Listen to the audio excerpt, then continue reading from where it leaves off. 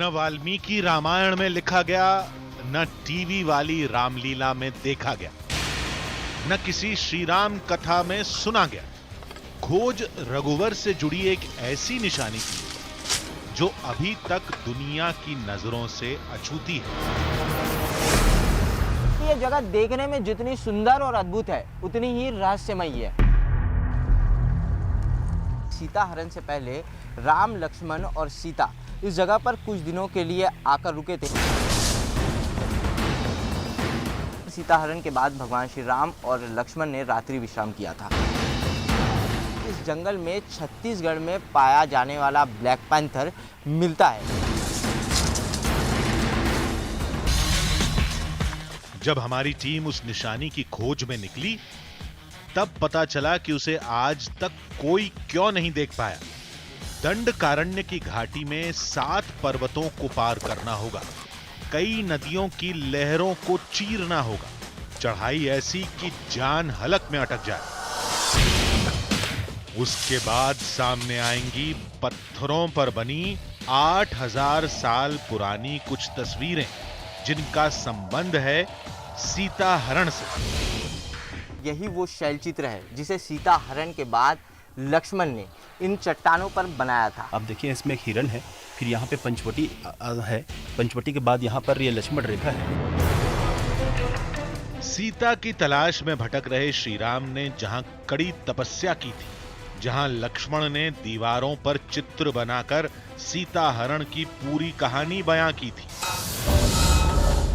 और जहां लंका चढ़ाई के साथ मां सीता को वापस लाने की पूरी रणनीति बनाई गई, तो आज चलते हैं उस गगनचुंबी चोटी पर, उस अंधेरी गुफा की एक विशाल चट्टान की तलाश में, जहां त्रेता युग से जुड़ी एक निशानी को आज दुनिया पहली बार देखेगी।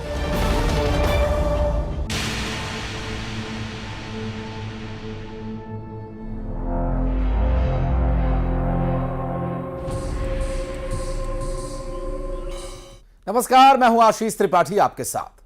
अयोध्या से लेकर लंका तक रामायण से जुड़े कई साक्ष्य हमें मिलते हैं, लेकिन हमारे सामने श्री राम से जुड़े एक लोक का दावा किया गया जो आज तक दुनिया के सामने आया ही नहीं, क्योंकि वो निशानियां छत्तीसगढ़ के जंगलों के ऐसे हिस्से में छिपी हुई हैं जहां आम आदमी का पहुंचना नामुमकिन है। चंद आदिवासियों के अलावा यहां तक अभी कोई पहुंच नहीं पाया। कहते हैं 7 पहाड़ पार करने के बाद 8वें पहाड़ की सबसे ऊंची चोटी पर एक बड़ी चट्टान है, और उस चट्टान पर युगों पुराने कुछ शैल चित्र बने हुए हैं। दावे के मुताबिक वो शैल चित्र सीता हरण की कहानी को बयां करते हैं, जिन्हें लक्ष्मण ने खुद बनाया था। रामायण की अनदेखी निशानियों की तलाश में दंडकारण्य की चुनौती एक बार फिर हमारे सामने थी। जिस घाटी में हमें उतरना था, पहले उस जगह की आप सैटेलाइट इमेज देखिए।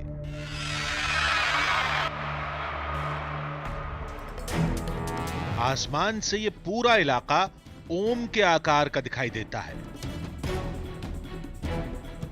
यही वजह है कि पूरा इलाका बेहद दिलचस्प, रोमांचक और रहस्यों से भरा है, जो आस्था से भरी कहानियों के साथ पुरातत्वविदों के वैज्ञानिक नजरिए पर भी खरा उतरता है। कहते हैं कि जगह देखने में जितनी सुंदर है, उतनी ही रहस्यमयी भी है। बताया जाता है कि जिस नाम से न आप अछूते हैं और जिस नाम से न मैं अछूता हूँ, उसी नाम राम के कदम 8000 साल पहले इस जगह पर पड़े थे। और ये दंडकारण्य के दक्षिण कौशल का वो हिस्सा है जहाँ पर भगवान श्री राम ने अपने वनवास के 14 वर्षों का सबसे ज्यादा समय बिताया है। हमारी मंजिल दूर होने के साथ बेहद कठिन भी थी। हमें पहले रायपुर से कोरबा जाना था, कोरबा से दमूधरा गांव, वहां से रैनखोल गांव, रैनखोल से पहाड़ियों की लंबी चढ़ाई थी। कहते हैं उस जगह पर रामायण से जुड़ी एक निशानी 8000 साल से पड़ी है, जिसका नाता सीता हरण से है। पंचवटी के आश्रम से रावण ने सीता का हरण किया था। सीता की तलाश में श्री राम और लक्ष्मण कई महीने जंगलों में भटकते रहे। फिर लक्ष्मण ने एक जगह पत्थरों पर कुछ चित्र बनाकर राम को हरण की पूरी कहानी बताई थी।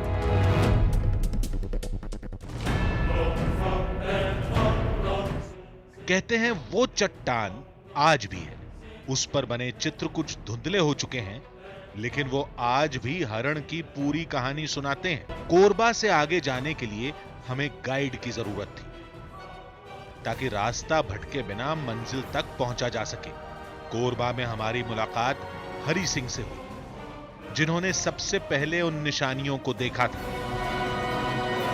वहां से जब हरण हुआ सीता का, तो उसको खोजते खोजते राम और लक्ष्मण पीछे चले गए थे दुल्हा दुल्ही पहाड़ पे। वहाँ पे लक्ष्मण जी ने याद में वहाँ पर चित्र बनाया कि अगर हम यहाँ पे आए हैं और यहाँ से सीता क्या है और हिरण का भी चित्र उसी दुल्हा दुल्ही पहाड़ में बना हुआ है। उसके बाद वहाँ से भटक 3 कोस और फिर बढ़े दक्षिण की ओर, तो वहाँ पर सीता चौकी करके जगह है, जहाँ पर लक्ष्मण जी ने सीता हरण के संपूर्ण कथानक वहाँ पर चित्र बनाया। पहले हिरण बनाया, फिर पंचवटी का आश्रम बनाया, फिर वहाँ पे घसीटते हुए एक स्त्री आकृति को लेकर जा रहे थे वो बनाया, और फिर लास्ट में पुष्पक विमान का चित्र बनाया। तो वो लक्ष्मण जी का बनाया हुआ चित्र वहाँ पर आज भी आप देख सकते हैं। सीता का हरण तो पंचवटी में हुआ था, फिर उनकी तलाश में राम और लक्ष्मण छत्तीसगढ़ की तरफ क्यों आए थे? इसके लिए वर्तमान के साथ पौराणिक नक्शे को भी समझना होगा। वाल्मीकि रामायण के मुताबिक सीता हरण पंचवटी में हुआ था, जो आज महाराष्ट्र के नासिक में है।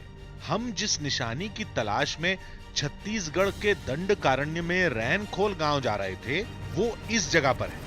दोनों के बीच करीब 1300 किलोमीटर का फासला है, लेकिन बताया जाता है त्रेता युग में ये सारा इलाका पंचवटी का ही हिस्सा था, जो दंडक वन की सीमा में आता था।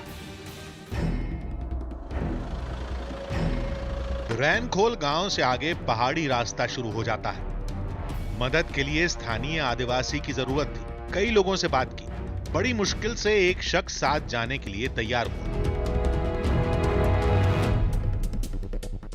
ये उन पहाड़ी कोरबा आदिवासियों की बस्ती है जो कुछ साल पहले तक दंडकारण्य के इस बीहड़ जंगल में गुफा और कंदराओं में रहते थे, और कुछ ही साल पहले सरकार इन्हें इस बस्ती में ले आई है। और यही वो लोग हैं जो राम से जुड़ी हुई उन निशानियों को जानते हैं।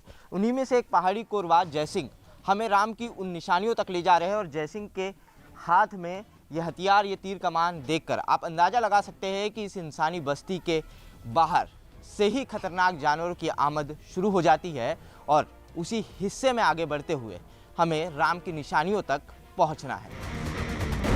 हमारे सफर की ये आखिरी बस्ती थी। इसके बाद 7 पहाड़ों से टकराना होगा, कुछ नदियों को पार करना होगा, जंगल की कई मुसीबतों को झेलना होगा। तब जाकर दिखेंगे 8000 साल पुराने श्री राम से जुड़े निशान, वो शैल चित्र जो सीता हरण की कहानी बयां करते हैं, जिन्हें लक्ष्मण ने अपने हाथों से बनाया था। सुनने में अच्छा लग रहा है ना, लेकिन वहां तक पहुंचना यानी खतरे को खुद दावत देना था। रावण के पुष्पक विमान पर पूरी दुनिया में आज भी शोध किया जाता है। वो कैसा दिखता होगा, कैसे उड़ता होगा? कहते हैं उन शैल चित्रों में एक चित्र पुष्पक विमान का भी है, जिसे आज दुनिया पहली बार देखेगी। लेकिन वहां तक पहुंचना आसान नहीं था। जंगल में तो मुश्किलें आती ही रहीं, लेकिन हमारी टीम को सबसे ज्यादा खतरा काले चीते से था। जंगल के जिस हिस्से में हम पहुंच रहे थे, वो काले चीते का इलाका माना जाता है। मंजिल थी श्री राम के समय के शैल चित्र। जिनमें सीता हरण की पूरी कहानी दिखती है, जिन्हें चंद लोगों ने देखा है, उन्हें आज हम भी देखेंगे। कई पहाड़ों को कदमों से नाप चुके हैं, लेकिन खड़े पहाड़ की चढ़ाई में आज भी सबसे ज्यादा मुश्किल होती है। दंडकारण्य के जंगल में हमारे सफर की अभी ये शुरुआत है और इस नज़ारे को देखकर आप अंदाज़ा लगा सकते हैं कि इस जंगल में हमारे आगे का सफर कितना खतरनाक और रोमांच से भरा हुआ होगा। कहते हैं इस जंगल में रामायण से जुड़े 2 और अहम सबूत थे। यहीं कहीं मायावी राक्षस मरीच की गुफा थी, जिसने सोने के हिरण का रूप धारण करके सीता को ललचाया था। इतना सुंदर स्वर्णमृग। अकेला इंसान इस जंगल में अगर फंस जाए तो उसके लिए आगे बढ़ पाना बिल्कुल ही नामुमकिन है। हमारे गाइड हरि सिंह चढ़ाई के वक्त कैमरामैन को संभालने में लगे थे ताकि अच्छी तस्वीरें आप तक पहुंच सके। तभी घने जंगल में कुछ पक्के मकान देखकर हम चौंक गए। आखिरी इंसानी बस्ती तो हम मीलों पीछे छोड़ चुके थे, फिर ये मकान कहां से आ गए? इन मकानों के स्ट्रक्चर को हम लोग देखें तो एक काफ़ी पुराना स्ट्रक्चर दिखाई दे रहा है। इस तरीके के मकान जो होते हैं, इस तरीके की दीवारें जो होती है वो अब नहीं बनती। ये बड़े बड़े पत्थरों वाली दीवारें हैं और इसको जो है चूने और रेत का जो मिश्रण होता है वो मिलाकर जोड़ा गया है, दीवारें खड़ी की गई है और ठीक उसी तरीके के मिश्रण से ये जो है स्लैब का स्ट्रक्चर भी बनाया गया है।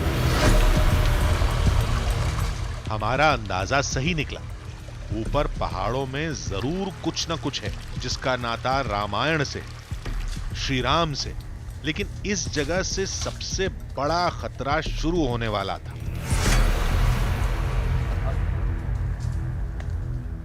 राम से जुड़ी हुई रिसर्च करने के लिए जो रिसर्चर आते हैं वो आदिवासियों की काफ़ी बड़ी टोली और सुरक्षा के काफ़ी साजो सामान लेकर ही इस जंगल में आगे बढ़ते हैं, क्योंकि बताया जाता है कि इस जंगल में छत्तीसगढ़ में पाया जाने वाला ब्लैक पैंथर मिलता है। खतरे को भांपते ही हमारे कदम तेज हो गए। जैसे ही इस इलाके से पार होंगे, रामायण से जुड़े कुछ सबूत हम देख सकेंगे। कुछ घंटे और चलने के बाद हम अपनी मंजिल पर थे। एक चट्टान पर बना शैल चित्र आंखों के सामने था। इस शैल चित्र में हमें 2 व्यक्ति दिखाई दे रहे हैं। एक व्यक्ति थोड़ा बड़ा है और दूसरा व्यक्ति, दूसरी जो आकृति है उससे थोड़ी छोटी है। कहते हैं कि ये बड़ी वाली आकृति राम है और दूसरी आकृति में लक्ष्मण है। ये दोनों विलाप कर रहे हैं। सीता हरण के बाद जब राम और लक्ष्मण बहुत ही दुखी हुए, बहुत ही विलाप करने लगे, तो उस वक्त उस घटना क्रम को लक्ष्मण ने इन चट्टानों पर उकेरा। लेकिन ये वो निशानी नहीं थी जिसका दावा किया गया था। उसके लिए पहाड़ के दूसरी तरफ जाना होगा। खतरा था, लेकिन उठाना जरूरी था। दूसरी तरफ चट्टानों पर एक साथ कई चित्र बने हुए थे, जिनमें कुछ इंसान थे, एक जानवर था, कुछ और चीजें भी थी, लेकिन समझ में नहीं आ रहा था। हमने गाइड की मदद ली। ये लगभग 8000 साल पुराने बनाए हुए शैलचित्र है। आप देखिए, इसमें एक हिरण है, फिर यहाँ पे पंचवटी है, पंचवटी के बाद यहाँ पर ये लक्ष्मण रेखा है, उसके बाद ये सीता को घसीट कर जो लेकर जा रहा है हाथ पकड़ कर रावण, वो है। और जैसे आज के समय में हाईलाइट करते हैं किस चीज़ को, वैसे इंडेक्स में ये विमान जो पुष्पक विमान बनते हैं, ये हाईलाइट करके दिखाया गया है अलग से कोष्टक में। दावे की माने तो यहां सीता हरण से जुड़े हर पात्र का चित्रण है। पंचवटी का आश्रम, लक्ष्मण रेखा, हिरण, सीता का हरण करता रावण और रावण का पुष्पक विमान। अगर इस शैलचित्र को हम लोग ठीक तरीके से देखें तो ये पूरा घटनाक्रम हमें सीता हरण की तरह दिखाई दे रहा है। यहाँ पर हम देखें तो यहाँ पर एक मृग हमें दिखाई दे रहा है, जो स्वर्ण मृग था, मारीच जो स्वर्ण मृग बनकर आया था सीता को लुभाने के लिए, सीता को आकर्षित करने के लिए, वो स्वर्ण मृग यहाँ पर दिखाई दे रहा है। उसके बाद बताया जाता है कि ये पंचवटी जो है, ये पंचवटी की आकृति है। उसके बाद जो लक्ष्मण रेखा लक्ष्मण ने खींची थी, उसकी एक हल्की सी आकृति अब यहाँ पर दिखाई दे रही है।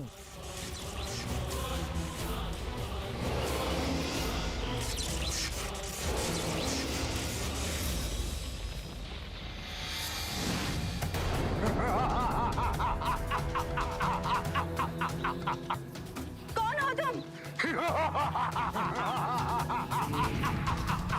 लंकेश दशानन रावण।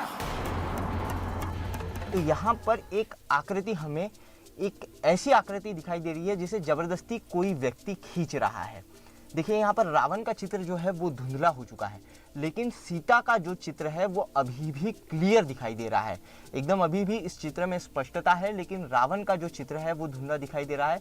यहाँ पर हल्का सा ऐसा प्रतीत होता है कि जैसे कोई इस आकृति के हाथ को खींच रहा है और यहाँ पर वो दूसरा चित्र रहा होगा। देखिए ये चेहरे का आकार है, यहाँ पर नीचे उसका पूरा शरीर है और ये चेहरे का आकार जो है यहाँ से मिट चुका है।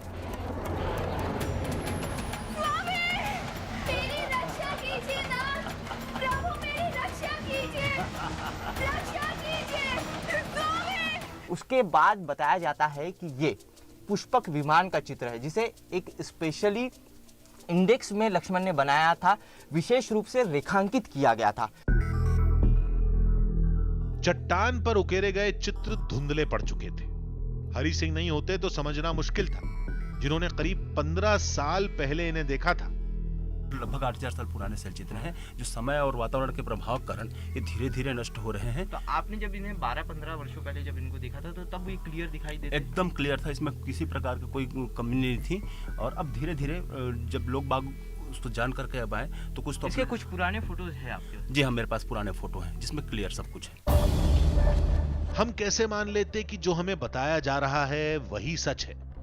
ये कैसे मान लें कि ये शैल चित्र 8000 साल पुराने रामायण काल के हैं? अगर पौराणिक काल के होंगे भी तो इनका नाता श्री राम से है, ये कैसे साबित होगा? अभी कई सवालों के जवाब सामने आएंगे, लेकिन सफर अभी अधूरा था।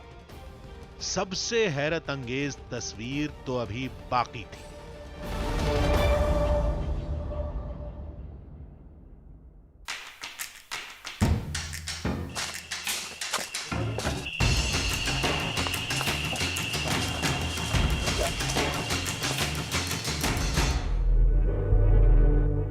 रात हो चुकी थी।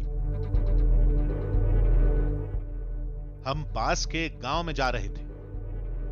वहां रात गुजारने के बाद सुबह गुफा की तलाश में निकलना था, जहां कुछ और बड़े सबूतों के होने का दावा किया जाता है। रात में जंगल से निकलने की सबको जल्दबाजी थी, जिसका नतीजा बुरा हुआ। सब एक दूसरे से बिछड़ गए। दादा, सिंह साहब, दादा। अंधेरे में आगे बढ़ना अब सही नहीं था। रात जंगल में ही गुजारनी पड़ेगी। मिट्टी का तेल होने की वजह से हमें आग जलाने में काफ़ी मशक्कत नहीं करनी पड़ी। जल्दी ही आग जल गई है और ठंड से जो है वो राहत मिल रही है। और आग जलने की वजह से कोई खुखार जानवर भी, कोई जंगली जानवर, कोई हिंसक जानवर भी हमारे पास नहीं आएगा। घना जंगल, रात का सन्नाटा, जंगली जानवरों की आवाज।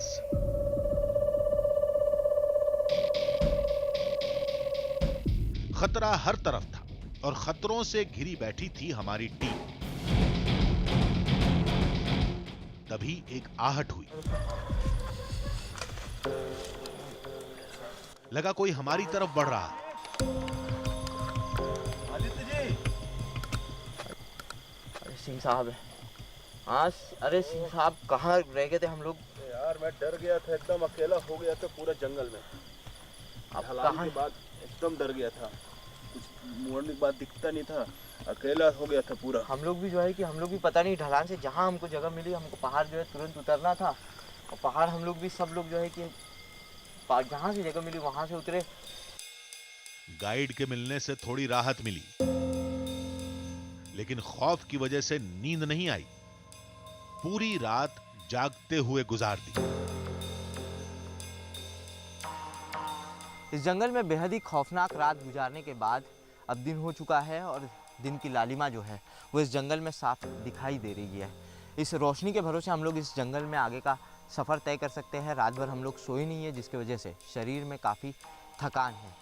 लेकिन राम के दूसरे साक्ष्य तक पहुंचने के लिए, इस कहानी के हमारे आखिरी पड़ाव तक पहुंचने के लिए हमें हमारे सफ़र की शुरुआत तुरंत करनी होगी।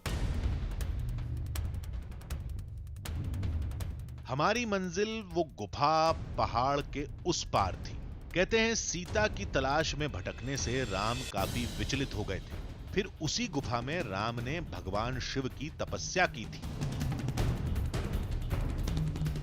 लोग कहते हैं कि उस जगह पर कुछ शैल चित्र भी हैं जो साफ और स्पष्ट हैं। उनकी भी कहानी रामायण से ही जुड़ती है।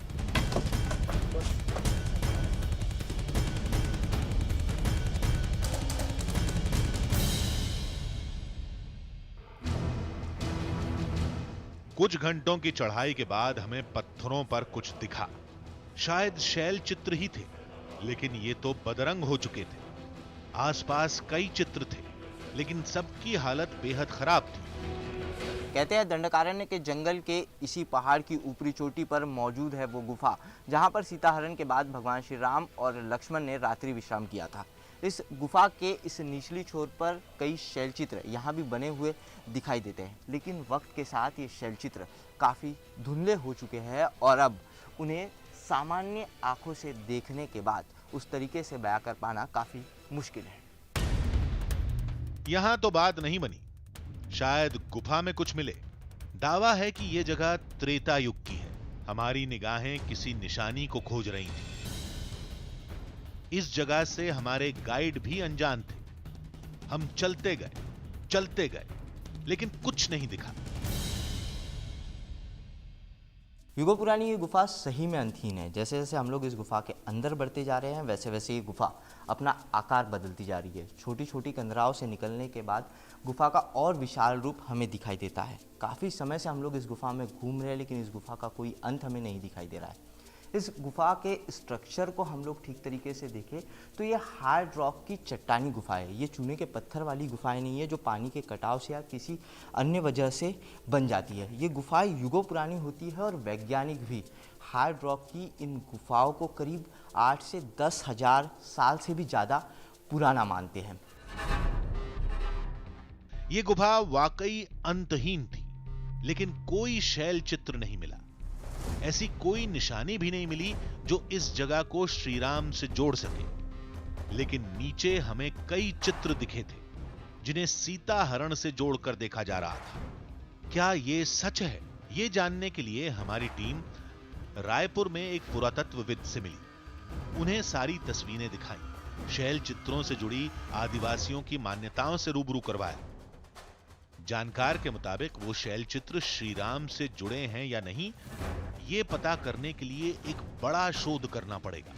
लेकिन ये पक्का है कि वो सारे चित्र 5 से 10 हजार साल पुराने हैं। रामायण का समय करीब 8,000 साल पुराना माना जाता है। हम ये निश्चित तौर पर कह सकते हैं कि वो शैल चित्र जो है लगभग 5 से 10 हजार वर्ष पुराना शैल चित्र है। ये इसमें कोई संख्या की बात नहीं है। लेकिन आपने जो ये बोल रहे हैं और लोगों की जो मान्यताएं हैं कि वो सीता हरण से संबंधित शैल चित्र बने हुए हैं, ये पुरातात्विक दृष्टि से हम उसको प्रमाणित नहीं कर सकते हैं कि वो राम के चित्र बने हैं और वहाँ पर सीता हरण का हुआ था, उस जिसको वहाँ पर वो अंकित किया गया है। छत्तीसगढ़ में राम पथ गमन मार्ग बनाने की तैयारी है, जिसका रास्ता कोरबा से गुजरता है। ये नक्शा काफी शोध के बाद तैयार किया गया है। यानी आज से 8,000 साल पहले श्री राम के कदम उस इलाके में पड़े थे जिसे आज कोरबा कहते हैं। ये शैल चित्र भी कोरबा में ही हैं। अब ये सीता हरण की कहानी बयां करते हैं या नहीं, इनका नाता श्री राम से है या नहीं, इसकी हकीकत तो एक बड़े शोध के बाद ही सामने आएगी।